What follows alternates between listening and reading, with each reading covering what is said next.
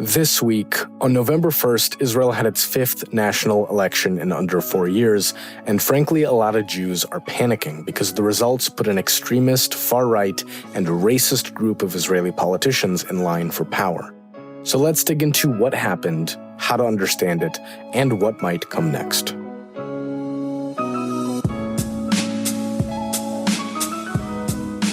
I'm Lev Gringaus, and welcome to The Jews Are Tired, your podcast about Jewish news.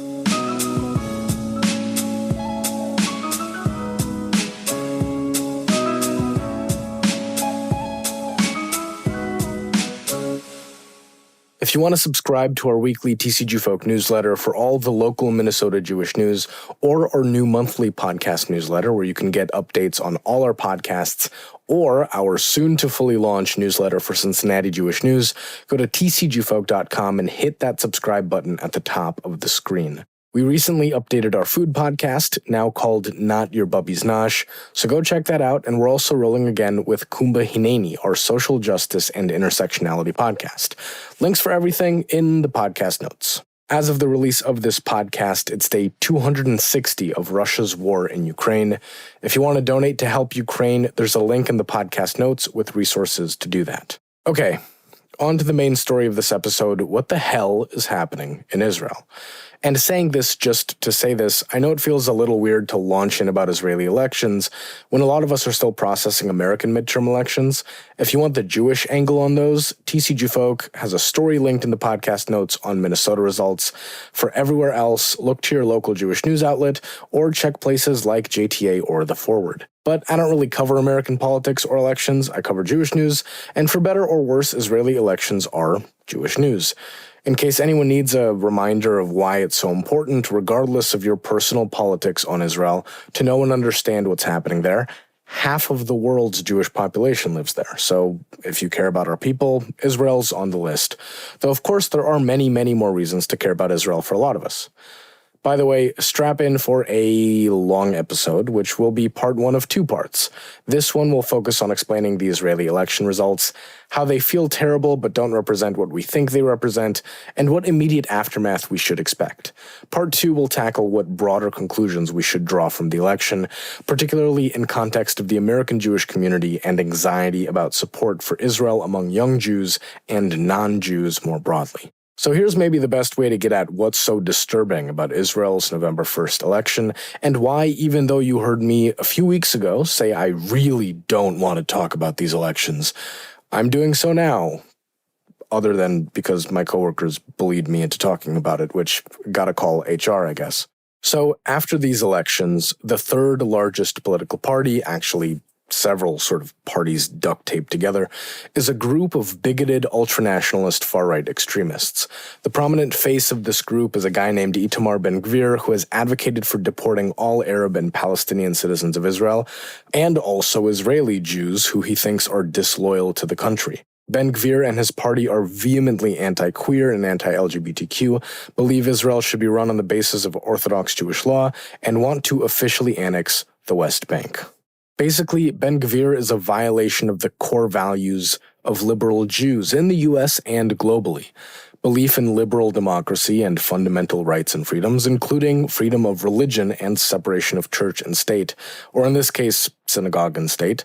He expresses the same bigotry and hatred against minorities in Israel we see in many other countries, the same kind of bigotry and hatred often aimed at Jews in other countries. There's also the same talk of loyalty that dictators and wannabe authoritarians talk about, including in regards to Jews. But there's something even more violating to many Jews and Israelis about Ben-Gvir's popular showing in this election. It signals something fundamentally broken about Israeli society and politics, because Ben-Gvir is openly an admirer and follower of the late Rabbi Meir Kahane, an American-Israeli Jewish ultranationalist. Kahane was so racist, extremist, and anti-Palestinian that even though he was elected to the Knesset, Israel's parliament in the 1980s, every time he got up to speak, all of the other Israeli parties, including the right wing, would leave the Knesset. The Israeli Elections Committee tried to ban Kahane, but couldn't because there wasn't a law under which he could be banned. So the Knesset got together and wrote an amendment to the law governing elections just to be able to ban Kahane and his extremism. That amendment, by the way, says that a political party can't participate in elections if they negate the existence of the State of Israel as a Jewish and democratic state or incite racism. There's a fun link in the podcast notes to a New York Times story from 1988 about Kahane being banned, where it lists some of the legislation he tried to get passed, including outlawing sex between Jews and non-Jews. The same story has members of the Israeli Election Commission referring to Kahane as having, quote, Nazi-like ideology. But there's more to Kahane's legacy. His ideology is said to have inspired Baruch Goldstein, another American Israeli, to go to the tomb of the patriarchs in the city of Hebron, which serves in part also as a mosque, where he massacred 29 Muslim Palestinian worshippers and injured over 125 others in 1994. This was terrorism, pure and simple, and it's celebrated by the Israeli far-right to this day. That includes Ben Gvir, who for a long time had a photo of Baruch Goldstein in his house, which he only took down a few years ago to appear a little more moderate for Israeli elections. So you've got this horrible full circle of Kahane being banned from the Knesset for being an extremist, and now his ideology and followers are mainstream, which sort of points to the rise and acceptance of right-wing extremism in broader Israeli society. Kahane's ideology is now, for lack of a better word, kosher. There's yet another layer, though. Ben Gvir entered the public sphere with a notable stunt in 1995, tearing off a piece of then Prime Minister Yitzhak Rabin's car. Interviewed on national TV, he said, quote, just like we got to this emblem, we can get to him too. And 3 weeks later, Rabin was assassinated by a right-wing religious fanatic, echoing Kahane's ideology, functionally dooming the Oslo Accords peace process and the hope for peace between Israelis and Palestinians. 27 years later, almost to the day of the assassination, which was November 4th, Ben Gvir, one of the insiders to the assassination of Rabin, enters the Knesset in victory as part of the third largest political party in Israel.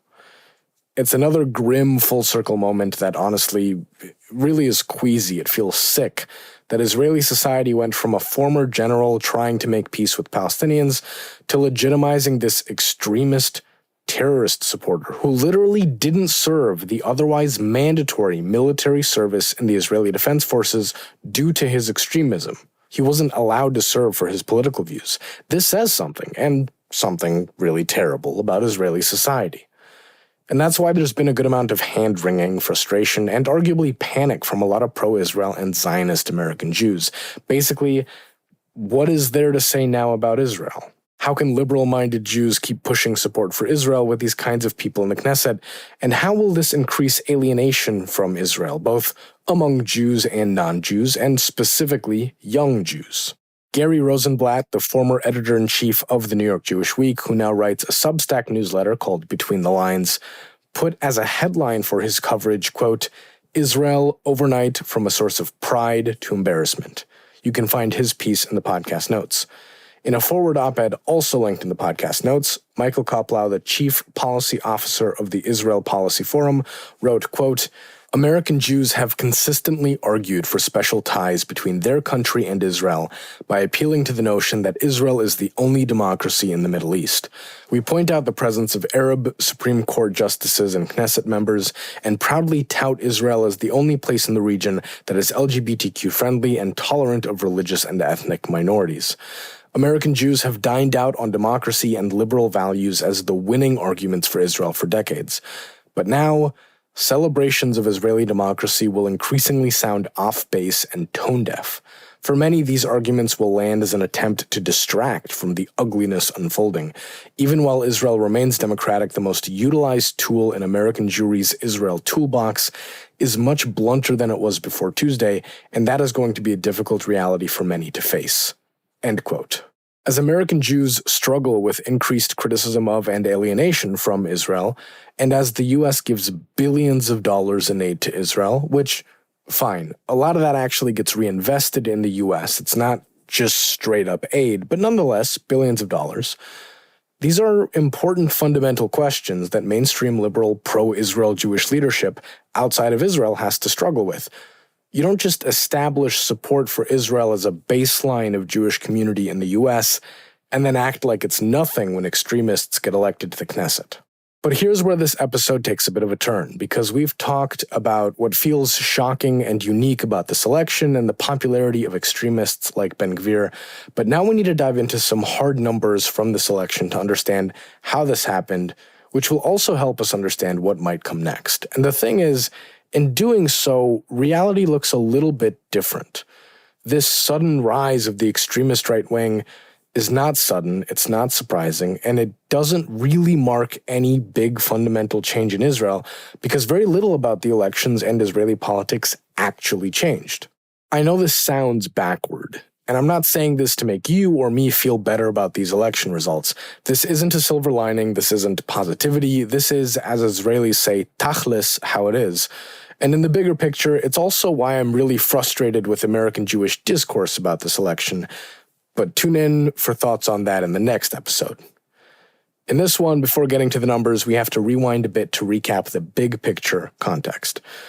Since 2009, Israeli politics have been dominated by the figure of Benjamin Netanyahu, who has served much of the past decade plus as prime minister. He's the head of Israel's Likud political party, the main centrist right-wing party. And over the past decade plus of Netanyahu's leadership, a couple of things have happened in Israel. Well, a lot of things, but bear with me. Cost of living and housing have become unbearable. The Worldwide Cost of Living Survey in 2020 ranked Tel Aviv as more expensive to live in than New York City. And despite all the big talk of Startup Nation and Israeli high-tech, there's a huge labor shortage in the high-tech industry.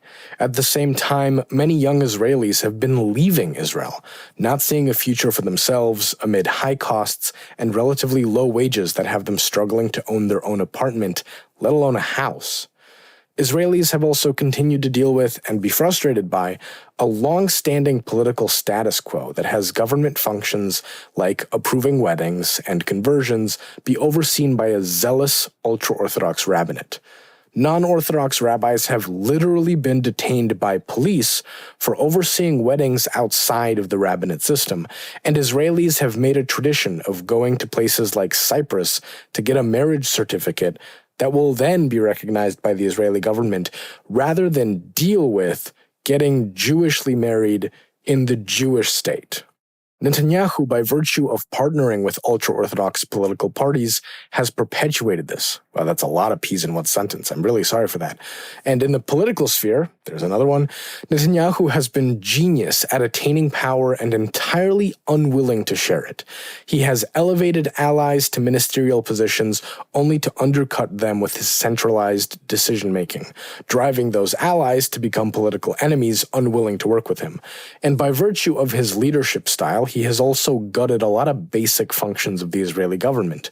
For example, the foreign ministry has been severely underfunded and also undercut because Netanyahu prefers to take care of international relationships himself. Netanyahu has also been charged with corruption and is on trial right now for those charges, so the picture has not looked great, despite a hardcore corner of Israeli society that supports Netanyahu and sees him as great on Israel's security vis-a-vis the Palestinians, which is no small thing. Relatedly, under Netanyahu, there has been practically no movement toward resolving the frankly unsustainable position of militarily occupying Palestinian territories in the West Bank, which, admittedly, very complex situation to which there are no easy solutions. Also, if you're going to yell at me for calling it the West Bank and the occupation, insert Judea and Samaria if you want. I'm just trying to keep this podcast moving. The point is, all of this has brought about 5 national elections in under 4 years as Israeli politics and society gridlocked over whether Netanyahu should continue as prime minister. And here's where we start getting into those numbers I promised earlier, because the mechanics really do matter here. The Israeli government is based on the Knesset, or parliament, in which there are 120 seats. Israelis vote for political parties, which, based on their percentage of the vote, get a certain number of Knesset seats, and in order to form a functional government, these parties then have to negotiate, form a coalition that is 61 seats or more, a Knesset majority, to vote on legislation and support the government they form. So what has been happening for most of the past 5 elections is that Israeli voters have been really evenly split. The group of parties that are anti-Netanyahu span Arab Israeli Islamist and communist parties to the Jewish left and center to several right-wing parties led by these allies turned enemies of Netanyahu. And they've gotten collectively enough seats to block Netanyahu from putting together a 61-seat majority in the Knesset, aka forming a government and continuing to be prime minister. For more context on that, you can check out any of the previous episodes of this podcast covering the Israeli elections, of which there are many. In 2021, this wildly diverse group of political parties managed to hammer out an agreement to form a government themselves, but that coalition fell apart earlier this year as both right-wing members and left-wing members defected. For more context on that unicorn government, check out previous episodes of this podcast with guests Yossi Klein Halevi and David Horowitz. So, as the November 1st election approached, things looked to be about similar. Polls showed a potential for Netanyahu's coalition of right-wing parties to win enough seats to form a government and make a victorious return, but most projections looked just as locked up as before. Maybe a new anti-Netanyahu government would form, but at worst, Netanyahu wouldn't be able to form his own government, prompting yet another election. There is a hitch to all of this, though. There's a threshold for a given party getting into the Knesset. They have to receive, at minimum, 3.25% of the Israeli vote in order to qualify for 4 Knesset seats. That's the bar. If a party, and there are many of them actually, don't meet that threshold, they get 0 seats, they're out of the picture, that's it for that election. Major parties tend to avoid that risk by joining together and sharing the votes they get. So rather than just, you vote for Israel's center-left Labor Party or Meretz, the progressive left-wing party, you'd vote for both of them together with sort of your one vote. They'd run as one party, guaranteeing that representatives from both would get into the Knesset. That wasn't a theoretical example, by the way, but a real one. For the November 1st election, polls showed a good chance that if it ran alone, Meretz would fail to get enough votes to cross that 3.25% election threshold. If that happened, the allocation of seats to form the other parties would mean that the pro-Netanyahu group of parties would definitely have enough Knesset seats to form a government. Despite this, Labor refused to run together with Meretz, despite having done so in the past. And guess what? Meretz failed to get into the Knesset. Labor, once the powerhouse of Israel that literally founded the country, barely made it into the Knesset with 4 seats, and Netanyahu's coalition has 64 total seats to govern with, a clear majority. The Labor and Meretz saga also happened to the left-wing Arab Israeli parties, which usually run together, but this time one of them, Balad, ran alone, and it also didn't get into the Knesset, providing the same effect, boosting Netanyahu's coalition. And the crazy thing is, here's the kicker, what I really mean by nothing actually changed even with Ben Gvir in the Knesset. The Israeli vote itself was still evenly split between the anti- and pro-Netanyahu factions. They each got over 2.1 million votes. Neck and neck, even if the Netanyahu camp got a few several thousand votes more, that didn't have to translate to this much of a win. But because the Israeli left shot itself in the foot with electoral strategy, and frankly, the rest of the anti-Netanyahu coalition did not work hard enough to stop them from shooting themselves in the foot, these are the results. By direct contrast, Netanyahu, for the past several elections, has engineered a partnership of religious right-wing parties, which our extremist friend Itamar Ben-Gvir is a part of, to run together and not waste votes and get more Knesset seats in support of him. And it worked. Hence, Ben-Gvir and his buddies now having a direct shot at influencing Israel through government policy, with Netanyahu back as prime minister. There is another thing to note about Ben-Gvir's partnership of parties strapped together with duct tape. Why did they suddenly catapult to being the 3rd largest party in the Knesset with 14 seats? Was it because of a distinct rise in Israeli religious authoritarianism and bigotry? Is Ben-Gvir really that popular? Contrary to what you might be thinking, not necessarily, and in fact, probably not. You see, in 2021, there were 2 religious right-wing parties, or parties duct taped together, running in the elections. The Religious Zionism Party and Yamina, the party of briefly Prime Minister Naftali Bennett in this past government. But by joining a government with left-wing and Arab parties, Bennett took a sledgehammer to his own party and his right-wing voter base. In this election, Yamina got nowhere near enough votes to enter the Knesset. So previous Yamina voters had one religious right-wing party to vote for, the Religious Zionism Partnership that included Ben Gvir.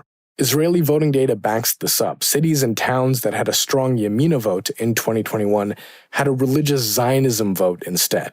And the number of votes both Yamina and Religious Zionism got in 2021 is matched by the total number of votes just Religious Zionism got this election without Yamina. So those votes stayed the same. Nothing really changed. No big Israeli wave of bigotry rose up to challenge the democratic nature of the state. It's a fluke of Knesset math.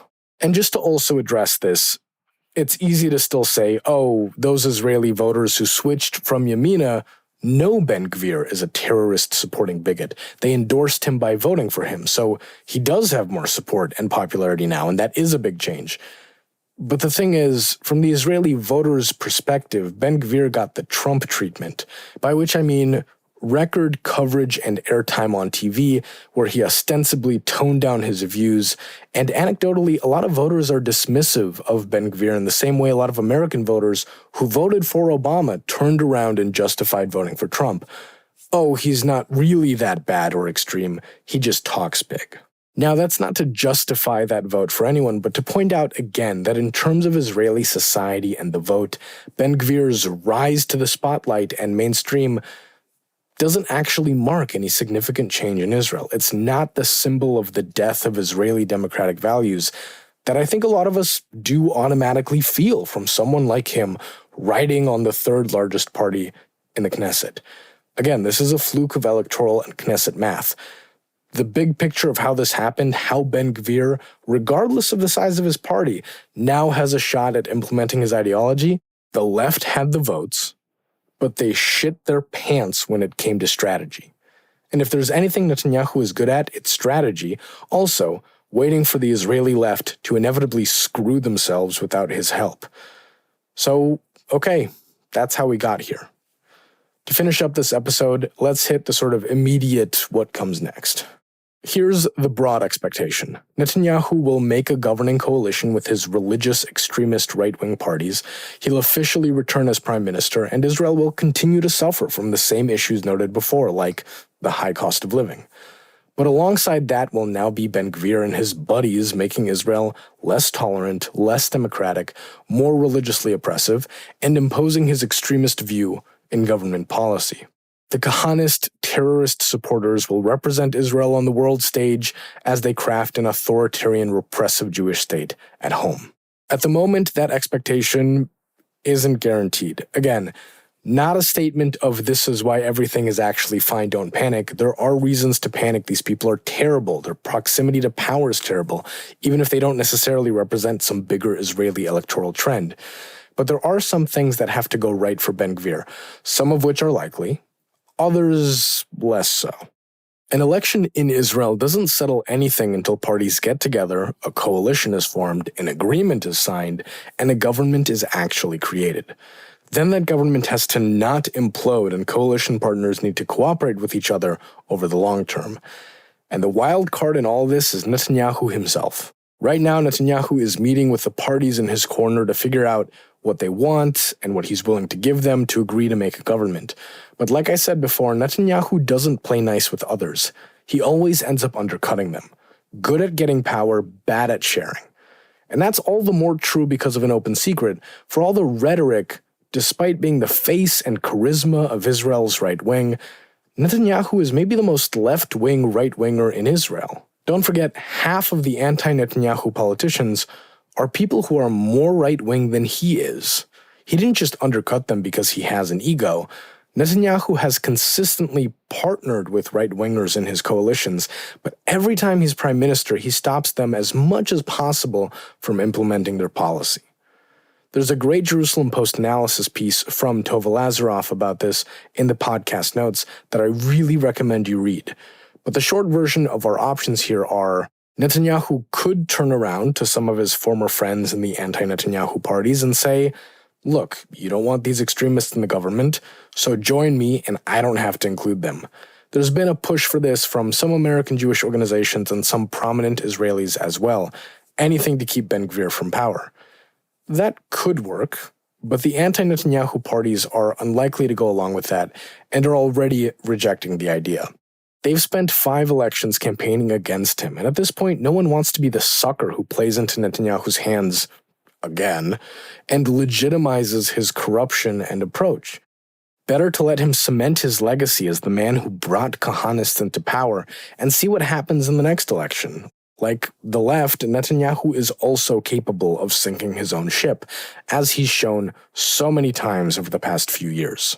Which leaves us with Netanyahu putting together a government with the extremists he has and Ben Gvir getting the power he wants. That looks pretty likely at this point. But the question still remains, how long will that coalition stick together?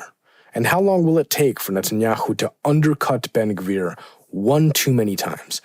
It could be months, could be a year, it could be longer.